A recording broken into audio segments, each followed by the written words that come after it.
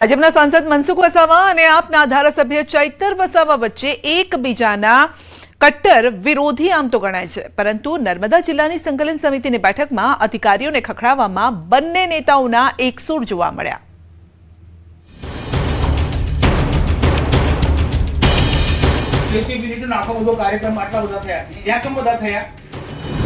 અધિકારીઓની મનમાની સામે એકજૂટ। મનસુખ વસાવા અને ચૈતર વસાવાનો એકસૂર। રાજપીપળા ખાતે કલેક્ટર કચેરીમાં મળેલી જિલ્લા સંકલન સમિતિની બેઠક ભારે તોફાની બની। વિકાસના કામોમાં વન વિભાગ દ્વારા કરવામાં આવતી આડખીલીના મુદ્દે સાંસદ મનસુખ વસાવાએ રૌદ્ર સ્વરૂપ ધારણ કર્યું। અધિકારીઓનો રીસરનો ઉધરો લેતા બેઠકમાં લાંબો સમય સન્નાટો છવાઈ ગયો।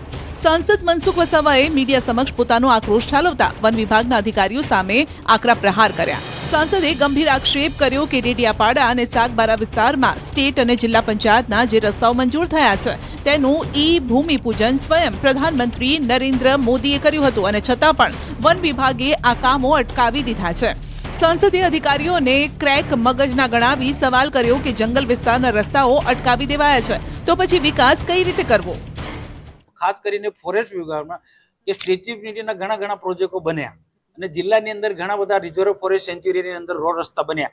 ભૂતકાળની અંદર ત્યારે રસ્તા બન્યા, પુલો બન્યા, ત્યારે આવું રીતના રોકટોક કોઈ નથી કરી। હમણાં બંને વિભાગના ડીએફઓ, સ્ટેચ્યુના ડીએફઓ છે અને નર્મદાના ડીએફઓ, બંને ડીએફઓ એવા વિચિત્ર પ્રકારના પાણી છે ને તે સરકારે કરોડો રૂપિયાની ગ્રાન્ટ આપે છે, તે કોઈને કોઈ ફોરેસ્ટના કાયદા બનાવી ફોરેસ્ટના કાયદાઓનું બહાનું બતાવીને એ કામ અટકાવી દેશે। તો કામ અટકાવી દેશે તો આ નર્મદા જિલ્લાનો ફોરેસ્ટ વિલેજનો ગામોનો કઈ રીતના વિકાસ થશે।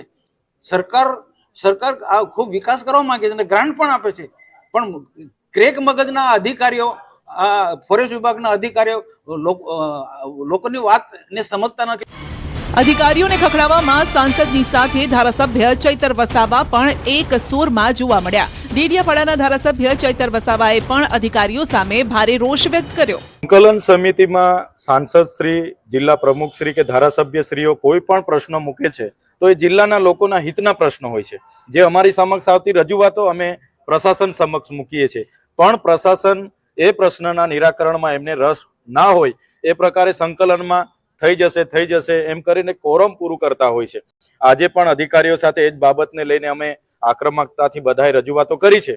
ઘણી જગ્યાએ રોડના કામો પેન્ડિંગ બંધ છે। જંગલ ખાતાવાળા એક બાજુ એમના પ્રોજેક્ટો રાતોરાત મંજૂર કરી દેતા હોય છે અને લોકોના જે જૂના રોડ છે એને પણ બનાવવા દેવામાં નથી આવતો। તો ક્યાંક ને ક્યાંક અધિકારીઓ પોતે માય બાપ હોય એવું વર્તન કરતા હોય છે, પણ અહીંયા અમે ચૂંટાયેલા પ્રતિનિધિ છે, જે પણ અધિકારી આદિવાસી વિરોધી માનસિકતા બતાવશે એવા અધિકારીઓ સામે અમે એ ભાષામાં વાત કરવા માટે પણ તૈયાર છે। આ બેઠકે સાબિત કરી દીધું કે નર્મદા જિલ્લામાં શાસક પક્ષ અને વિપક્ષ બંને વિકાસના મુદ્દે અધિકારી શાહી સામે એકજૂથ થઈ લડવાના મૂડમાં છે।